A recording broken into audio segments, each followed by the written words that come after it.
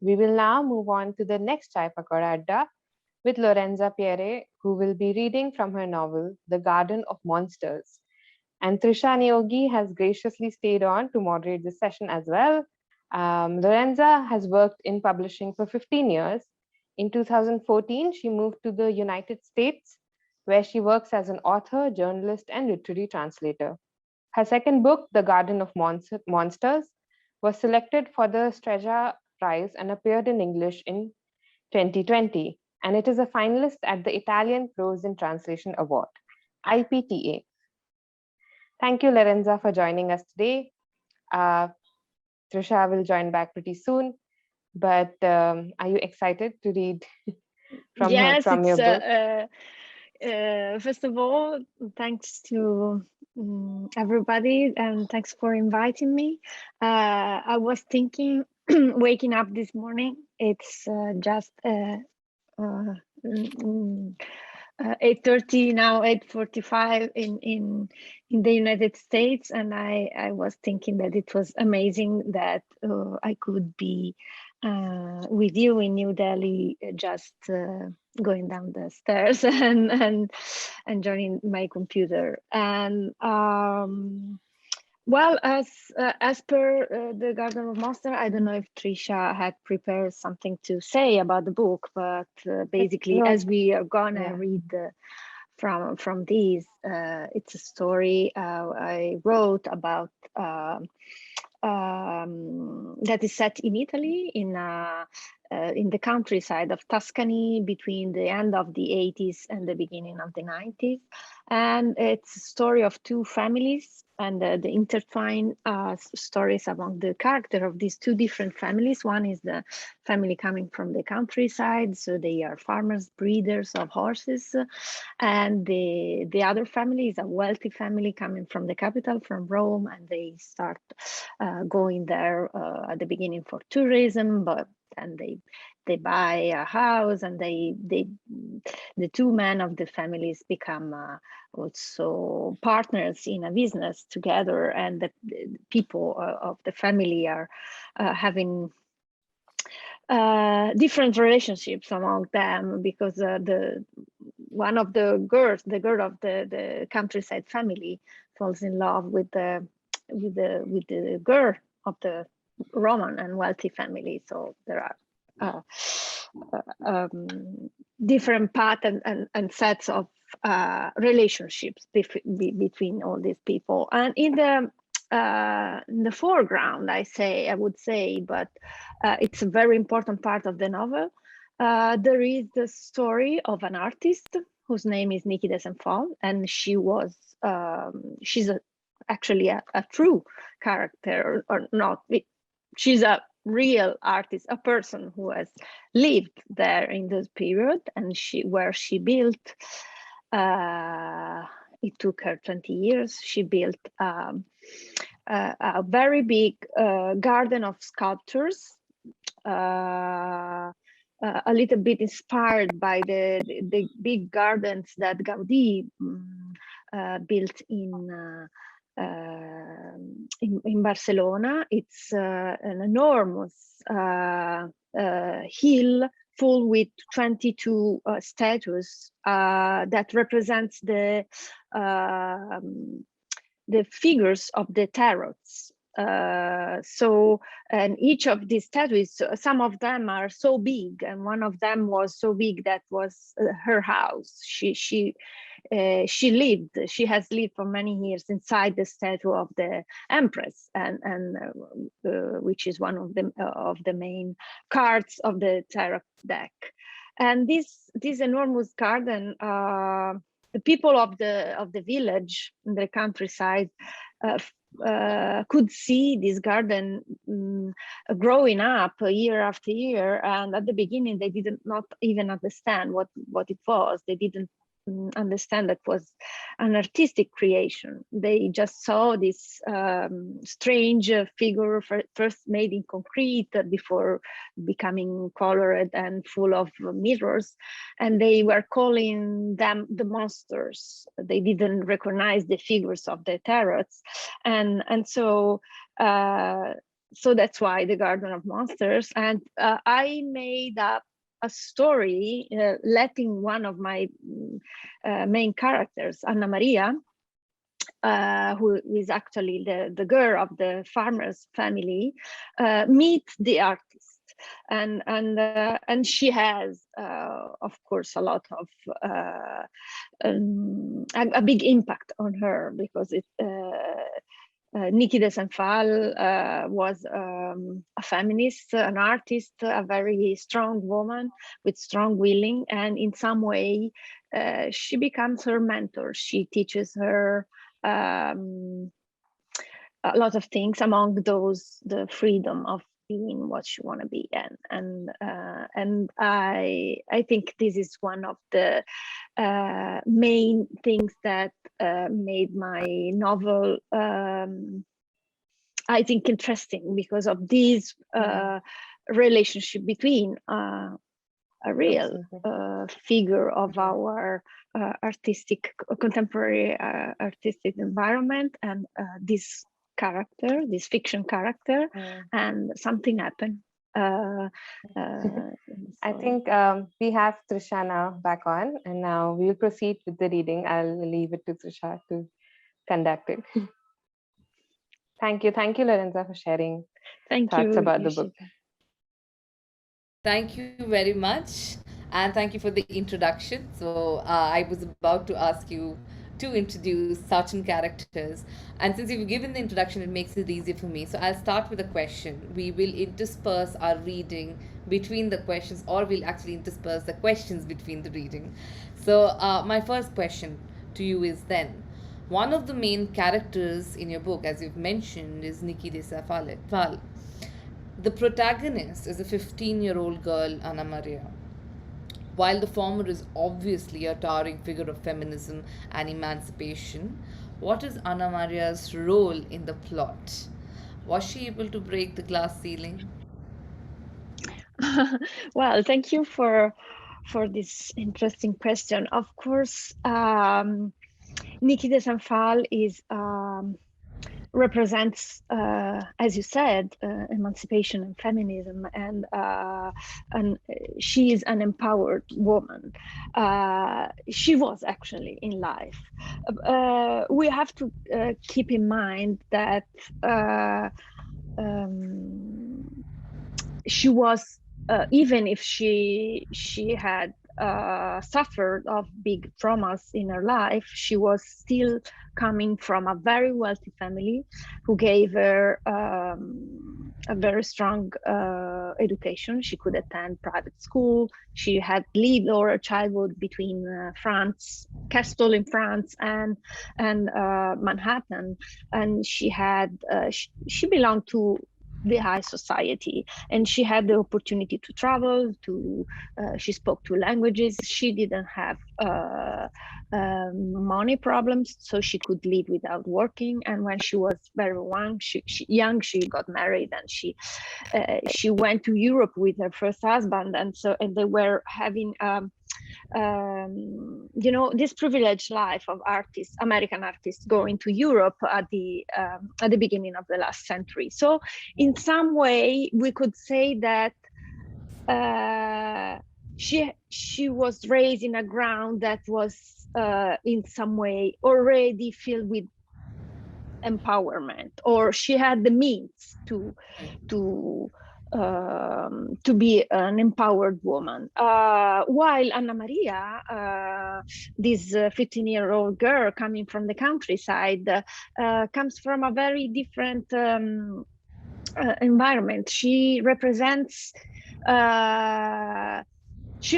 in the book the coming of age character. I mean, she is not empowered. She's coming from a we would say not poor, but a very simple family coming from the countryside, and she was raised in a in a very narrow-minded society where everybody had just to follow the path of their parents or grandparents and just do what they had to do. And women for centuries were just mothers or housekeeper, or they helped to be farmers, but they couldn't be anything else. And so by growing up in this kind of environment, she doesn't have, she has the insecurity, of course, of the teenage years, but she doesn't have models to look at, to be something different. But at the same time, there is a coming of age that is not only her personal coming of age, there is a coming of age of the age of the times and the society where she lives in. She understands that between the 80s and the 90s, society is transforming. Something is happening in the world. She meets new people. She meets people coming from the cities. She knows that she cannot be the same woman that her mother was, and she's a different person, and she, in some way, she's very confused. And we could say that in the novel, Nikki helps her to break this glass ceiling. In some way, we don't see it, but we understand that she can do that by keeping Nikki's example. Yeah. So yeah, we'll come to the nuances of how she breaks the glass ceilings in due course of the conversation. But since we are slightly short of times, would you mind if I read the first abstract only in English? It'll just we'll just make Of it for the course. last time. Of course, I think that very few among the people who are listening to us can understand Italian, so it would be just sort of noise. We would still like to know, how does it sound? How does the original language sound? It always helps. Like when we translate, when we translate work, we always prefer to read, at least listen to the original, because somehow the rhythm translates into the translation as well. So we would, and the translation is a great translation. And I've told you this before. It's a very, very interesting translation. So we'll do this part only in the translation, and the other parts, which is shorter parts, but the important parts, we'll read in both the languages. And so I'll just start with this right away. This is the part where Anna Maria first meets Nikki. And I felt the encounter was magical. So she's the empress, Nikki is the empress. She looked them over. She rebuked them with a raised eyebrow and a curl of her lip that said, "You can't stay here." But that was just for a moment. And then she quickly responded to Lisa in a strange accent. "I am the empress and the mother of this place. You may come to see my home if you wish, but then you must leave. I'm expecting visitors." Anna Maria apologized for them both and thanked her for showing kindness to strangers. The empress set off. They entered through the door on the back of the big statue shaped like a sphinx. On the outside, it was covered in cement. Inside, it was an actual home. But it looked like no other home. The walls and ceilings formed sinuous waves. They seemed to have been molded from some malleable material, which also had been used to make the fireplace, the bench, a column. Everything was entirely covered in a mosaic of mirrors, including the cover of the gas stove, located inside of one of the sphinx breasts, whose porthole windows was the nipple. You climbed 10 mirrored steps into the other, larger breast to reach the bedroom.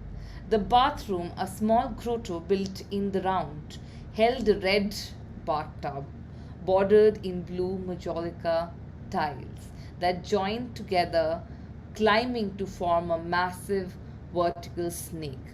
from whose mouth, red and pointed downwards, the shower's water fell. The girls moved slowly through the space, looking around at the thousands of fragments of their bodies reflected in the glittering light that came from every direction. The dining table, surrounded by metal and ceramic chairs, was also covered in mirrored glass. Overhead, overhead hung a chandelier, shaped like a bicycle crankset. Rusted pieces of iron, a chain, an animal skull, colored bulbs. The whole scene was reflected, fragmented on the ceiling. To the right of the entrance stood a sculpture of mirrors and ceramic tiles, a kind of cart pulled by two horses, one of them gold, the other black. A black white canopy framed a queen with wide hips, dressed in blue, with breasts painted like targets, a yellow crown with three convex spikes on it, a red scepter.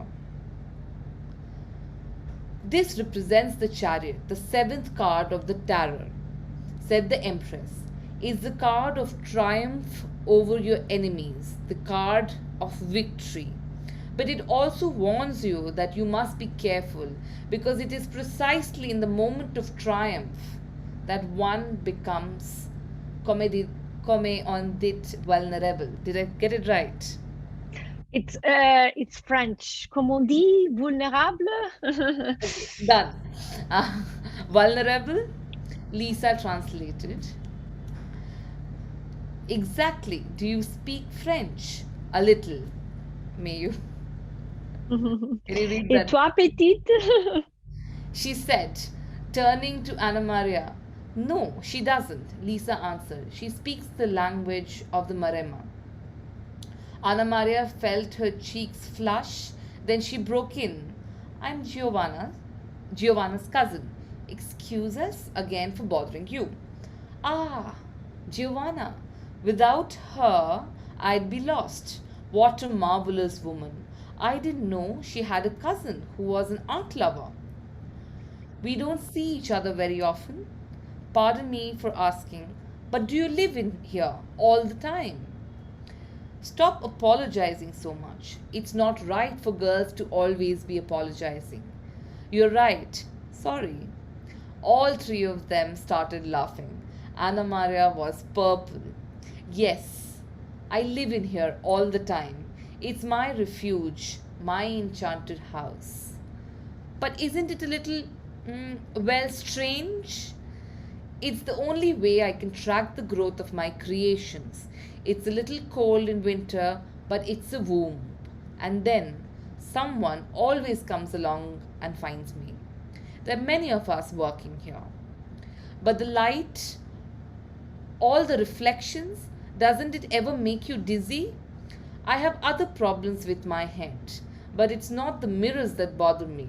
I'm used to them in any case. She smiled. She had the perfect nose for the smile and teeth and the jaw. I really have to tell you, ma'am, you're truly beautiful. Thank you. You too are also beautiful and very young. No, we are not beautiful. Lisa may be, but not me. Why do you say that? Because I know it. I can see it for myself.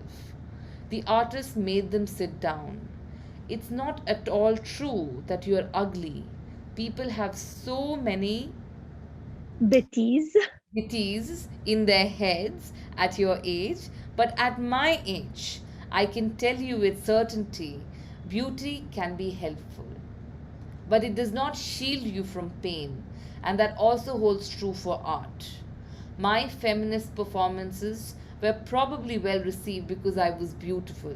I suspect that if I'd been ugly, they would have said I was frustrated, that I made my shooting paintings with masculine symbols in them because I resented men, because men didn't want me. At least they couldn't accuse me of that. But then there is a flip side of the coin. If you are beautiful, you're always struggling to be taken seriously. People don't look at what you do. It's taken for granted that anything you happen to do, you've done because some man fell in love with you and let you do it. They don't give you any credit. In any case, the two of you said that you like art. Which artist in particular? So I'll stop here because I believe the essence has been communicated already. But in this particular extract, we also get a glimpse of the difference in the upbringing. All the three characters have different backstories. You've already mentioned about Nikki's. Um, but these backstories shape them, their outlook. While Lisa and Nikki appeared very confident and in control, Anna Maria was nervous, which would actually have come after this part. But could you throw some light on the money being the megaphone of identity? Does the identity affect our daily lives, or vice versa? Yeah, of course. We have seen in this part, we have these three characters: the two girls, the wealthy girl, Lisa, and cowgirl, we can say, Anna Maria, who are going to the tarot garden. They meet the artist for the first time, and as we can see, this encounter is different for the two girls. While Lisa is very confident and she speaks with the artist, Anna Maria keeps on apologizing, to the extent that Nikki tells them, "It's why you keep on apologizing and saying you're sorry. You don't have to do that." She wants to, in some way, teach immediately at the first encounter that a girl can be doesn't need to be always sorry when she says something. And of course, there is no, the topic of money is not told explicitly. There is no trace of it, but we feel it because the backgrounds of these three different women are immediately visible in the way they behave. Lisa, for instance, when she is asked which is your favorite artist, she says, "I like Mata, who is an artist, a contemporary artist," and she says, "My parents know him personally," so we immediately know that she belongs to a family that he's in good relationship with artists. Why we know that Anna Maria's family is not used to have interesting conversation. This family is not very well educated. Anna Maria is not used to be asked for her opinion. This is something that in some way happens just in some kind of families, and we know that money is in some way the mean to be confident in so many cases, because it gives you the means to in some way explore yourself, have a self-esteem in having a good education, good readings, good conversation, being used to be at ease in any circumstances. You have readings, you have good clothes that make you feel at ease, and so we have to consider that in the age where the novel is set, we didn't even have internet. So belonging to the countryside meant to be isolated from the rest of the world. Now it's not like this anymore. You can watch movies and read everything through the internet. You can be anywhere. But at that time, there still was this big difference between the city and the country, and being raised in the countryside was being isolated, and in some way poorer in your mind. It was not only a matter of money, but really of accessing to things. Absolutely. But when it comes to accessing, let me, with the fluidity of everything which is coming up, uh, do you think finding one's identity has become easier? I'll come to that later actually, but Okay. we come talk about identity, belonging. Do you think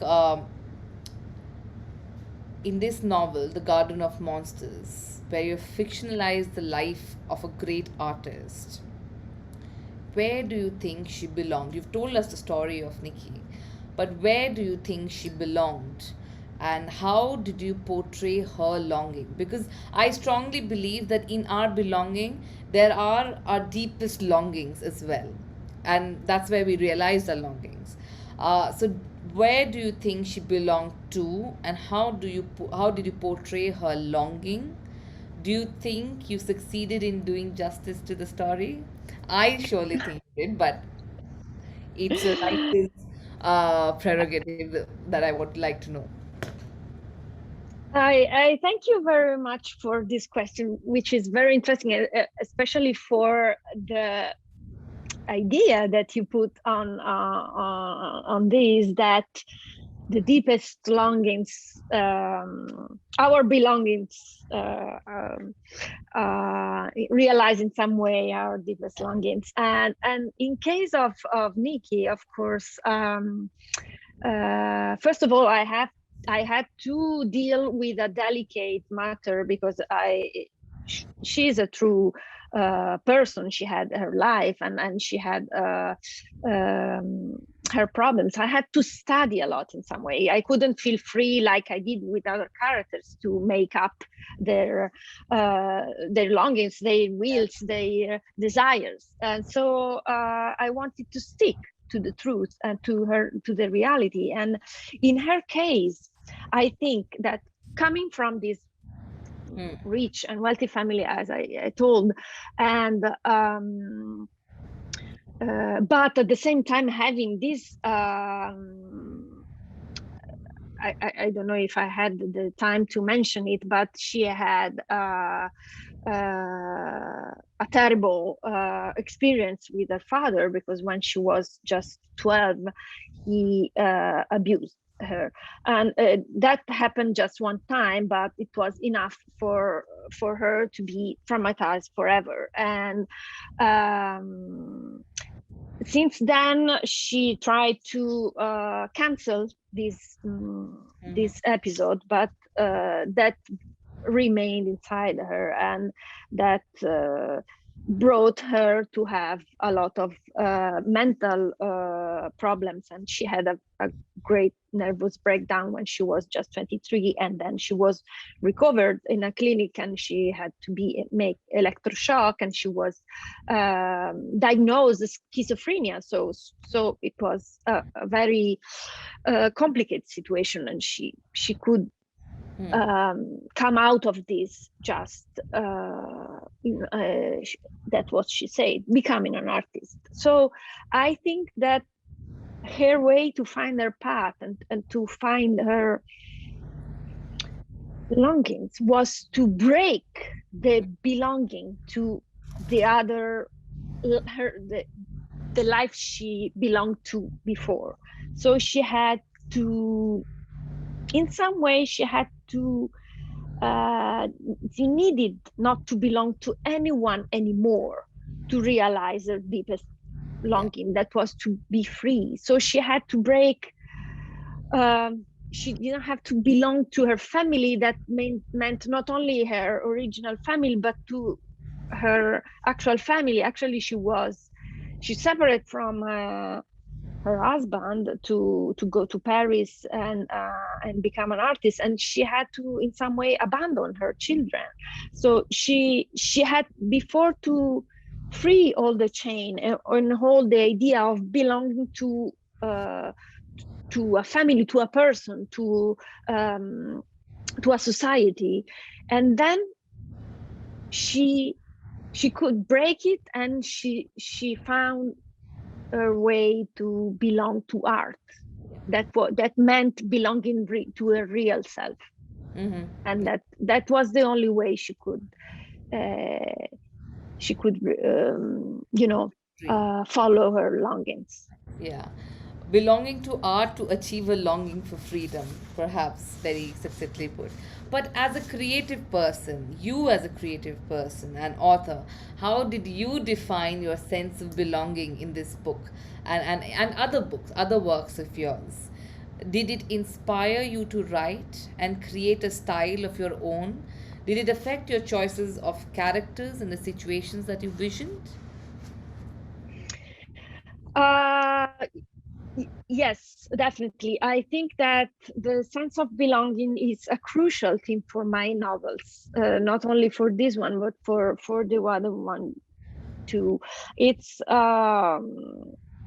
the sense of belonging is in all these different ways. I think in my books there is a lot the struggle of belonging to a place, for instance, or belonging to a political faith, belonging to a class, to a family, to a gender, to a system of values you don't recognize to fit in anymore. So my characters are always struggling with their sense of belonging, and of course, as in many,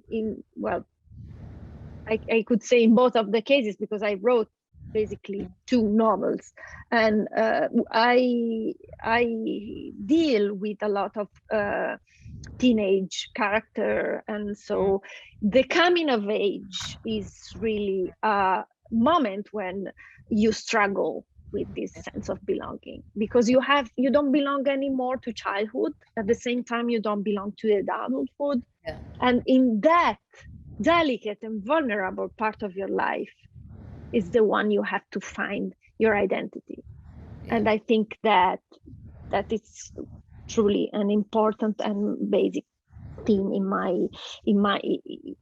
my creations. But at the same time, as you ask me, that as a person myself, and not only as an author, I can say that I struggle myself a lot with the idea of belonging, especially because I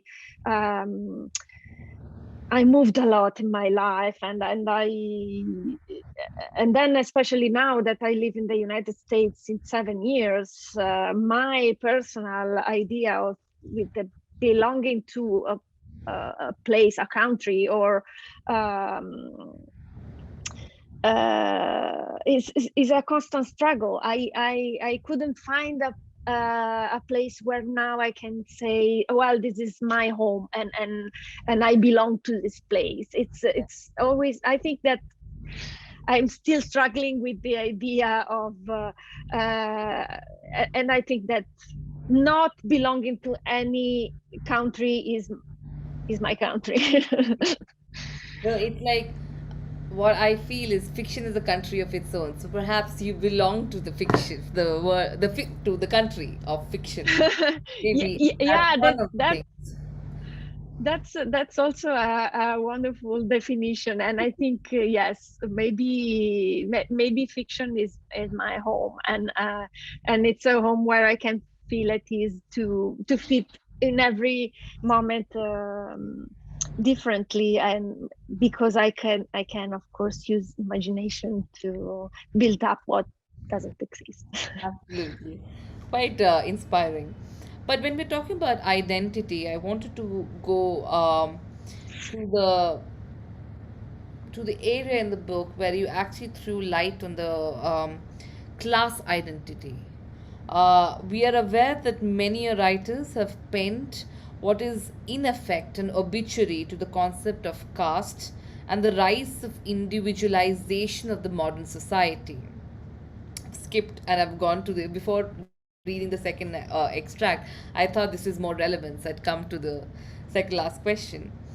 What do you think about this? The fact that Anna Maria could reply back to Lisa's mother and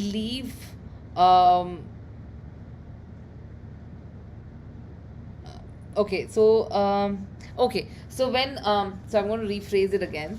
So there's this extract that we were supposed to read, and because of the paucity of the time, I don't think we'll be able to read it. So I went to the question on class identity. We are aware that many of the writers have penned what is called an obituary to the concept of casteism because of the rise of individualization of the modern society. In the extract and in the book, we see that Anna Maria replied back to Lisa's mother, and I would request Lorenza to talk about that bit. And she also left in a hurry the Lisa's home, and she was ill treated.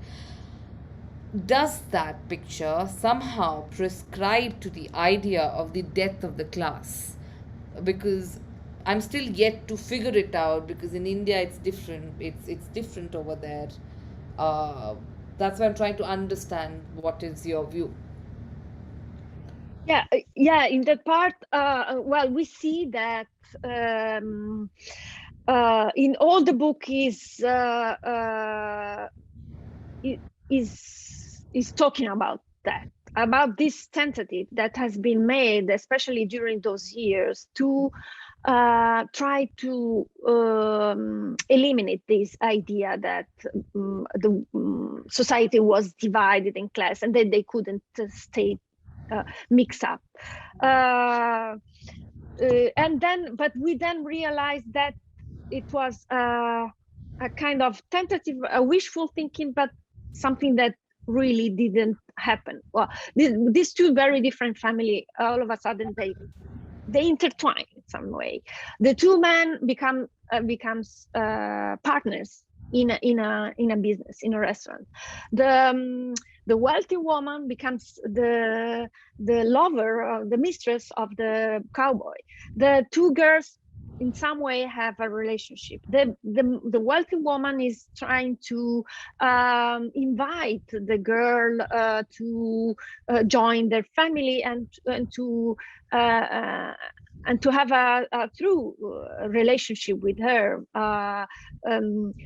still trying not to make her feel different while this different comes out. And in some way, when Anna Maria replies back to this woman, telling her in the part that we are not reading, the woman was saying that she wasn't saying something not correct. So she was in some way automatically feel the girl that she wasn't educated enough to speak in a correct Italian, while the girl says, "I know perfectly what you're talking about. I was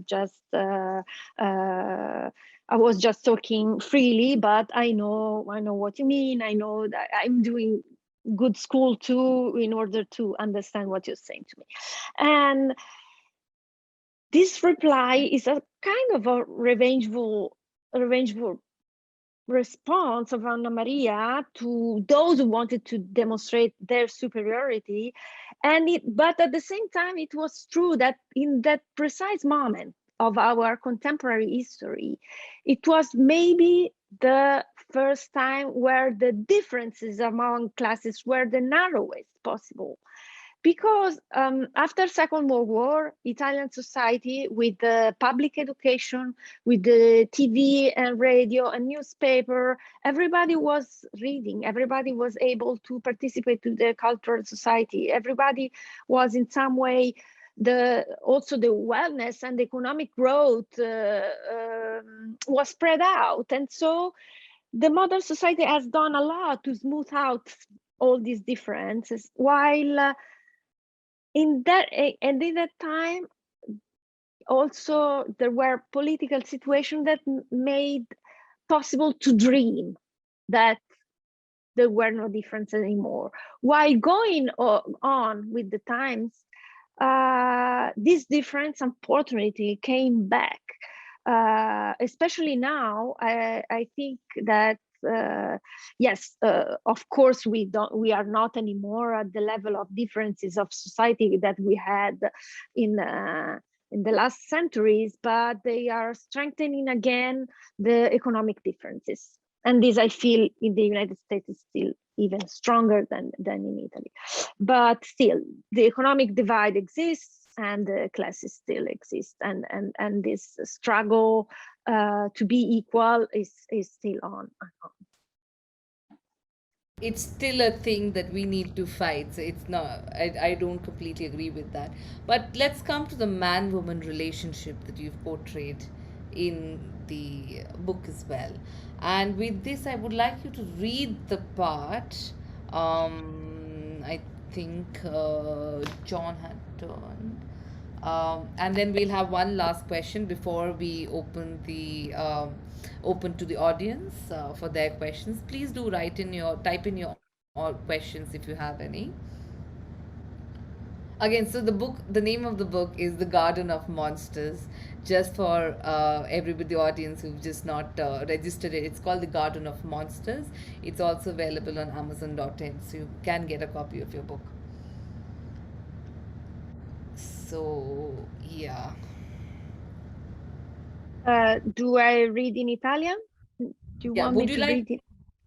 Would you like to read it out, or do you want me to read the English portion as well, completely? Maybe it's better if you read in English, so people at least can know what we are talking about. Okay. So we have actually only 10 minutes left. So I would quickly read that part, and then we'll go to the question. That is very important. I think that's a very important question, and a lot of people will relate to that.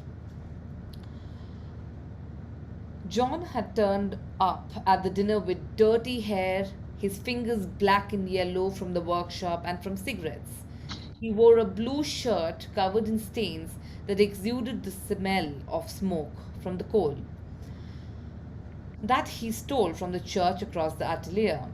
But John was never inappropriate or out of place. He was never afraid of anything, from changing his ideas to looking ridiculous, which meant he never was ridiculous. As soon as he saw her sit down, take off her fur coat, and unwind the scarf from her neck, he knew he wanted her terribly. He knew he'd never seen a woman like her, had never desired any other woman so much.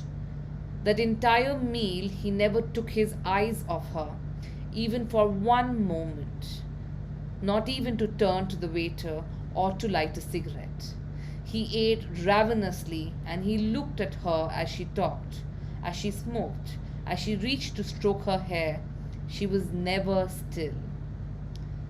She had no doubt that he liked her, but she was afraid of him, of the power he might exert over her, which she could feel growing every time he came near her.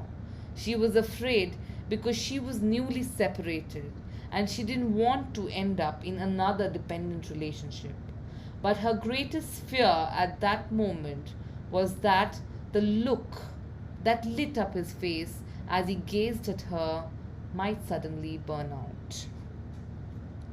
I'd go to another part where now John, but it's the truth. I didn't go to any school and I don't know how to draw.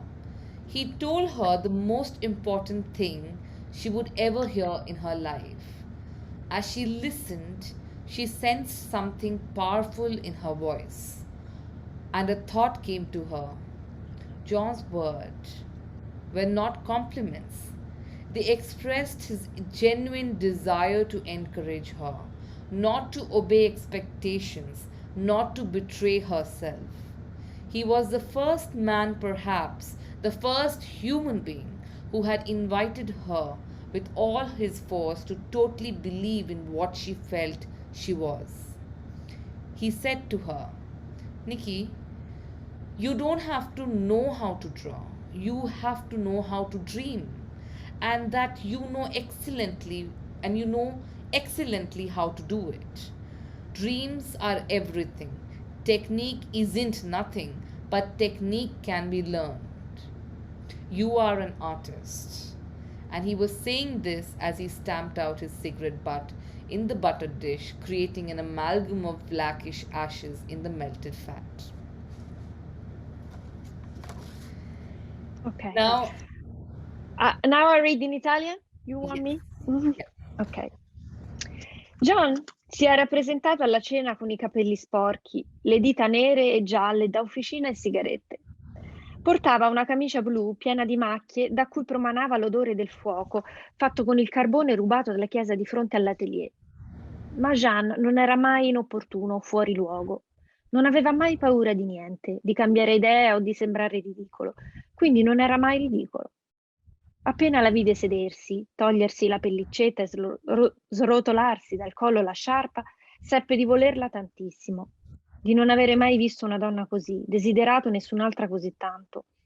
Per tutta la cena non distolse mai lo sguardo da lei, neanche per un momento, neanche per rivolgersi al cameriere o per accendersi la sigaretta. Mangiava avidamente e la guardava mentre parlava, mentre fumava, si allungava per toccarle un poco i capelli. Non stava mai fermo. Lei non dubitava di piacergli, ma aveva paura di lui, del potere che esercitava su di lei e che sentiva crescere ogni volta che si avvicinava. Aveva paura perché si era appena separata e non voleva ritrovarsi in un nuovo rapporto di dipendenza. Ma la paura più grande in quel momento era che lo sguardo acceso con cui la guardava potesse spegnersi all'improvviso. Jean, però è la verità, io non ho fatto nessuna scuola e non so disegnare. Lui le disse la cosa più importante della sua vita. Mentre lo ascoltava, sentì qualcosa di più forte della sua voce e un pensiero l'attraversò. Le parole di Jean non erano complimenti, esprimevano il suo desiderio autentico di incoraggiarla a non ubbidire alle aspettative, a non tradire se stessa. Era il primo uomo, forse il primo essere umano, che la invitava con tutte le sue forze a credere totalmente in quello che sentiva di essere. Le disse: Niki, non devi saper disegnare, devi saper sognare. E questo lo sai fare benissimo. Il sogno è tutto. La tecnica non è niente, la tecnica si impara. Tu sei un artista. E mentre diceva questo, aveva schiacciato il mozzicone nella burriera, creando un'amalgama di cenere nerastra nel grasso sciolto. That was beautiful. I'm sure a lot of our friends watching have found it useful as well, not just entertaining. So the last question of the evening, because I believe we're ready for the next session. Now it's quite uncanny that a strong, bold woman like her falls for someone who can never be called a feminist. He cheats on her. There is excessive possessiveness, and we've seen it through the book, and so on. But today, these are certain things which would today actually raise eyebrows and which would actually be red flags. When we are courting somebody or want to get into relationships, these would be red flags. But in spite of all of that, what is it that in him that makes Nikki choose a man like him who stands sharp in contrast to her philosophies? Well, it's a very complicated answer, and it's complicated because love is not always a matter of choice. Sometimes you don't choose love; love chooses you. And the fit is hard. Sometimes the person you fall in love with is not exactly the right one. In this case, we could say that yes, the relationship between them was. Of course, always on fire since the first moment, and but they were both artists, and that fire was very important for both of them on the side of creativity. And at the same time, we could say, of course, that Jean was not a feminist man. He was very bold. He was very selfish. He was a cheater. He was not the kind of man you can rely on all the time. But at the same time, we cannot even say he was a misogynist. He had a very strong role, as we saw in the piece that we read at the beginning, to make her very confident in who she was and who she wanted, and that's very rare, especially in couple of artists, especially the one of the 20th century. We know basically a lot of male artists that were with other artists, women, and usually the role the women have beside a great artist was to be muse, or at least the less important of the couple. While here we could see that in their life, maybe was Nikki that was the famous one, was the one who accomplished a bigger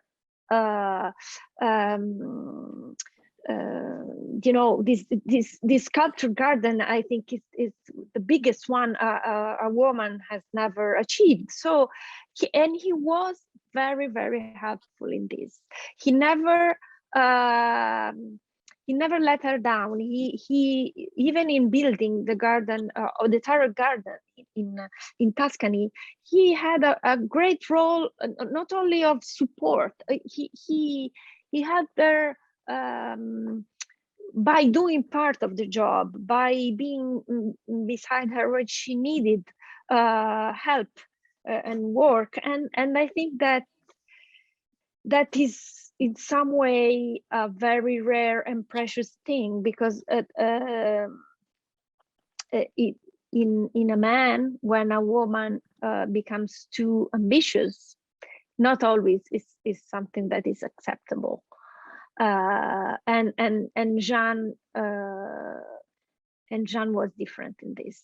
He was one who pushed her to be ambitious and help her to be, and it's very rare. We could say that was a kind of way he empowered her, or helped her to be empowered. So we could say that to some extent he was a kind of feminist for that period of time, of course. Absolutely. I wanted to play the devil's advocate and get you to talk about that love is all not never black and white or black. And hence, and so we end the session with love. Thank you very much for joining us. Thank you very much, Trisha, for your wonderful questions and analysis of my book. I'm glad, and I hope the audience found it entertaining. The book is available on Amazon.in, so do take a look at it. The Garden of Monsters. Thank you, Trisha. Thank you, Lorenza, for joining us, and thank you, Italian Embassy Cultural Center, for getting Lorenza on board for this festival. Thank you very much. Great conversation. To all of you. Thanks a lot. It was great.